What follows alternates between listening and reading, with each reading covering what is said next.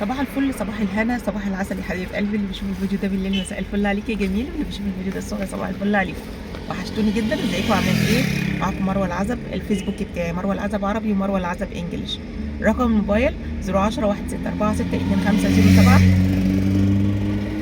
تليفوني ده عليه واتساب، يعني ممكن حضرتك او حضرتك عايزه تنزلي اي موضوع يخصك وعايزه المتابعين ان هم يردوا عليكي، فان شاء الله باذن الله يا حبايب قلبي بتبعتي لي القصه كامله على الفيسبوك او الواتساب وانا بعرضها على القناه هنا. بحبكم جدا جدا جدا، انتوا حبايبي وروح قلبي، بحبكم جدا. ربنا ما يحرمني منكم ابدا، انا من غيركم ولا حاجه. وحشتوني جدا، وانا عارفه والله الناس اللي معايا هنا في اليوتيوب اللي مش مشترك ينزل يشترك دلوقتي وتعملوا لايك في القناه. انا والله العظيم مستنيه ابني راح اجيبه من المدرسه، ف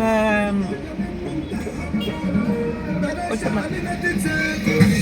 ما يعني لما اعمل لكم فيديو يخص واحده من متابعيني، بنت عندها 24 سنه، اعتبروها اختكم، اعتبروها اختكم او اي قريبتكم او بنتكم، اعتبروه الموضوع يخص حد من عليكم. وبالله عليكم تسمعوني، لان هو الموضوع فعلا حقيقه حقيقه حقيقه محتاجه، يعني هي محتاجه دعواتكم ومحتاجه انها تقول ان انتوا تقولوا لها تعمل ايه. بس فممكن تسمعوا الموضوع للاخر. بنت عندها 24 سنه ونفسها تفرح زي اي بنت خريجه كليه علوم. اتعرفت على شاب اكبر منها بسنتين، خريج جامعه كويسه برضو ومعاه شغل كويس، ولكن قعدت معاه وتقدم لها فعلا، يعني عرفته 3 شهور وراحت تقدم لها فعلا، يعني هو شاريها. المهم حبايب قلب مروه العزب، العريس سألوا عليه اللي هو اخوالها وعمامها وكله. هو عنده شقته، عايش مع باباه، ملوش اخوات. هي عندها 24 او 25، هو عنده 29. شاب حالته الماديه كويسه. فلما سألوا عرفوا ان مامته متجوزه وسابت باباه، واعوذ بالله يعني، اللهم عافينا. الاب طلق الام سبب خيانه، سبب خيانه. الاب شاف الام فطلقها، هي خانته. حتى الولد الشاب ده ما بيسألش على مامته خالص، وعايش هو وباباه بقاله 12 سنة عايشين مع بعض، ومفيش ما بيسألوش عنها أصلا. فهي بتقول يا مدام مروة ممكن تعرضي مشكلتي على القناة، ممكن الناس تدلني وتقول لي أعمل إيه، ممكن الولد ده يكون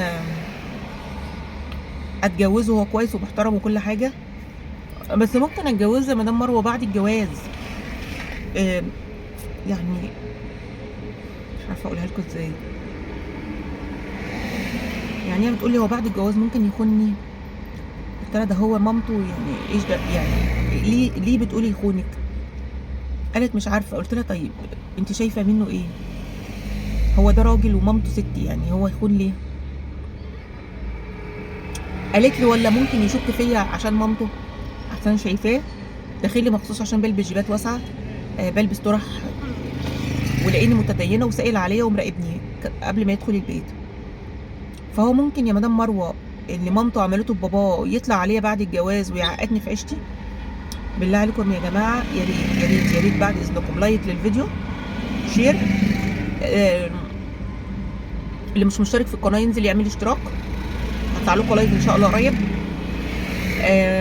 تكتبوا تعليق للموضوع ده ضروري، لان صاحبه المشكله بتتمنى منكم ان انتوا تجاوبوها هي تعمل ايه. بحبكم جدا.